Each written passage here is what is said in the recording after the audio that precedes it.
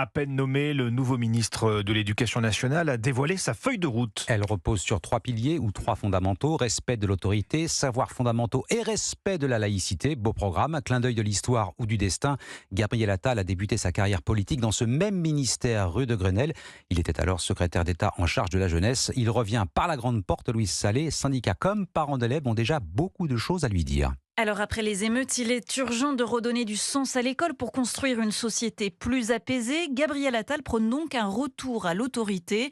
Grégoire Ancel préside la Fédération des parents d'élèves. L'autorité, effectivement, ça s'apprend. Nous, ce que l'on veut, ce sont des adultes face aux enfants pour leur apprendre les règles de vie ensemble. Et aujourd'hui, on constate qu'il y a de moins en moins d'adultes dans l'école, qu'ils soient enseignants, qu'ils soient médecins, qu'ils soient assistants sociaux. Et donc nous, ce qu'on va demander à Gabriel Attal, ce sont des adultes face aux enfants pour pouvoir avoir ce travail éducatif. C'est effectivement le caillou dans la chaussure du nouveau ministre, la pénurie d'enseignants. Même si elle est moins marquée que l'année dernière, 3000 postes n'ont pas été pourvus au concours cet été. L'attractivité du métier n'est donc toujours pas gagnée.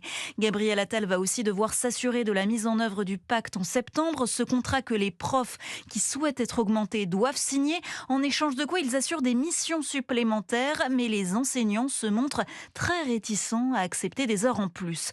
Dernier sujet dans les tiroirs, enfin l'uniforme à l'école. Le débat pourrait revenir sur la table selon l'entourage du nouveau ministre. Louise Salé, spécialiste éducation à Europe 1.